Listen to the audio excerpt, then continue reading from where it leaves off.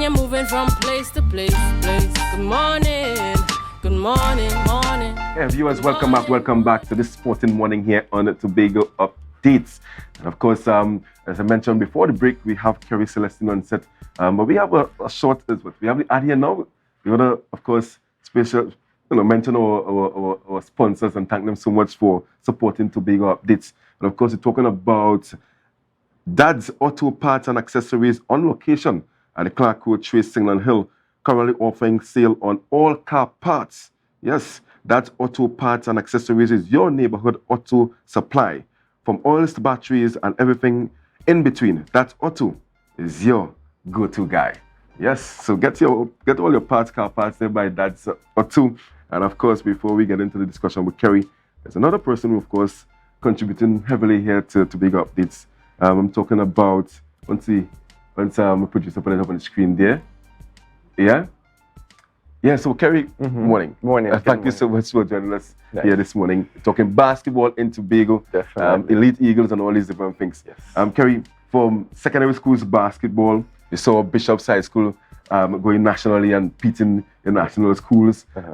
Recently, I saw you had a 4-team kind of friendly series at Shore Park.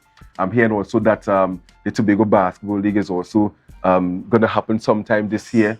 And so many things happening in the Tobago space where basketball is concerned. Is basketball back in Tobago? I would say yes, we are back, especially in the under-youth level. Yeah. This year has been tremendous in the under-20 age group when it comes to basketball. I think that we in Tobago could say that we are close to the level as Trinidad, or if not better to the level of Trinidad in the sport of basketball. So this year has been awesome. We had accomplishment from Chris Roberts, who was the MVP of the national basketball, secondary schools basketball. Plus, he got the opportunity to go at NBA camp. Yeah, Dad, I forgot to mention that as well. That's big news. And I've been told that there's someone else to go out in, I think, this month and here. Yes, so we have Jelani Carrington, who's supposed to leave to go to Spain to have a full scholarship, everything paid and everything. Yeah. And he's also out of the Bishop's camp. Out of the Bishop's camp. So Bishop's is doing really good in basketball. Yeah. And what has brought about this upsurge in basketball in Tobago? A number of factors. So I would say when I came back from school, college in 2014, I look at the basketball landscape, it was dead or it was dying. Yeah, that's what I'm saying. Right? And one of the things that I and other coaches had in mind was to try to revive basketball. So Elite Eagles Basketball Academy was formed out of that. And we decided to, start off at a voluntary level. So we usually just went, had 2 or 3 days a week training for anybody who wanted to learn basketball. And with that, we saw the numbers start to grow. And then we started to host little tournaments and everything. And, we started to get the interest of the youths back. And now this year in secondary school, we had a tremendous year.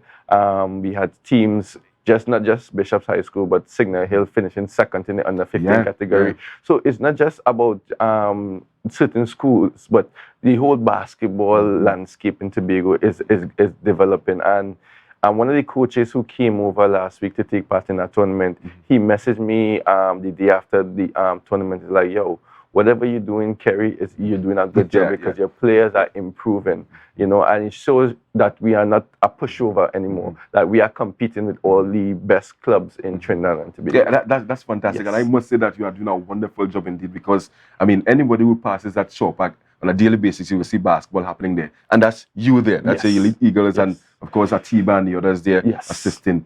And you have done all of this and getting basketball kind of back on the lips and the minds of people in Tobago, because cricket and track and field is popular sports. And you have done all of that even without an indoor facility. How important is that indoor facility for Tobago? It's very important. Recently, I traveled to the States for a couple of weeks, and in where I was staying in the States, in a 5 miles radius, it had over like 12 indoor facilities. Wow. Yeah. So when you look at that, we see that the the youths in the States have access to indoor facilities where they could go any time of the day. There's a predictability in training, Exactly. And attached to those indoor facilities were gyms. So as soon as these youths play on the court, they go to the gym and lift. Right.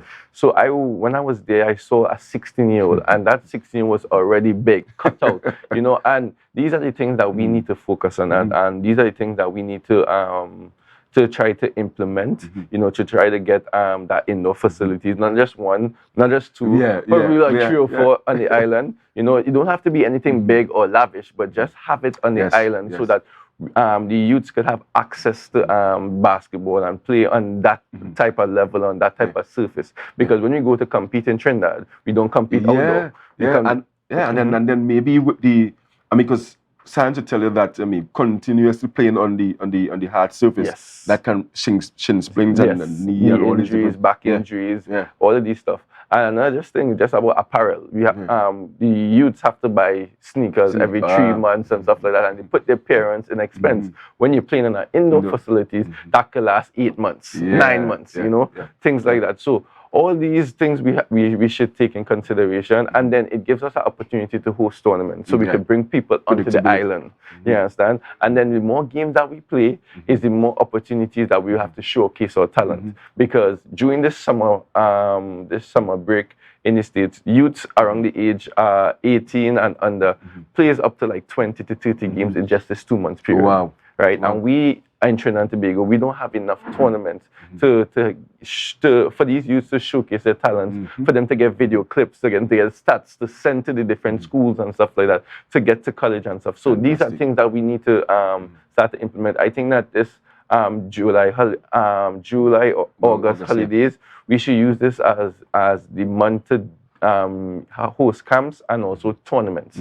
That will help our youths develop really fast, and then that will fast track the development so that when secondary school comes, then it will be a smooth transition. And tell me about the recent friendly series that you had with the 4 teams, 2 from Trinidad, and you had Star Seekers invited as well. Tell me about that. So 2 coaches from Trinidad, messaged me like, hey, we are coming to Tobago for the weekend. We want to play a couple of friendlies and stuff like that. So I decided to put together a small little tournament, and I invited Star Seekers, which is coached by people. A long-standing club in Tobago. Yes, long-standing club.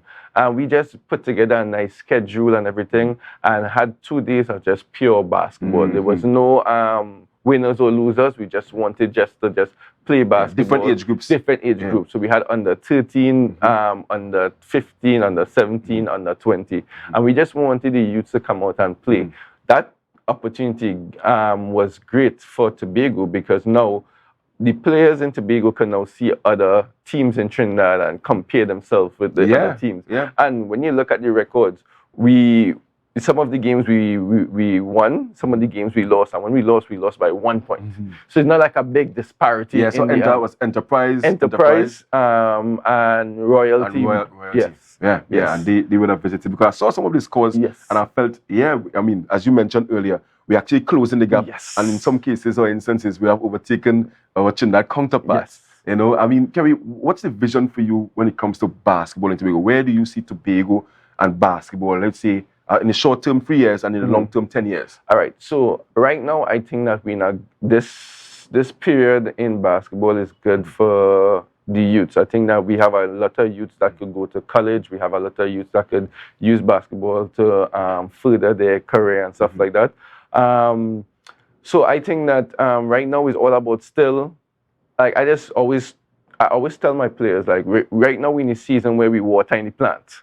So we keep training and training. So make sure that we prepare ourselves. So in this 3 year, we're still preparing. And after the 3 years, I think that we will be able to take part in different tournaments, not just in Trinidad and Tobago, but up in other small islands, or even in the US and stuff like that. Because I want to be able to take basketball from Tobago and spread it across the world, showcase the skill that we have in Tobago, because I believe that we have a lot of skill in Tobago. Fantastic, Kerry. We're going to leave it there this morning. Thank you so much, and I want to encourage you to keep up the good work, and of course, the people who are supporting you, continue supporting Kerry Celestine. I used to play basketball, but I found cricket to be a more exciting sport. But I still like the fact that we have basketball back in the secondary schools.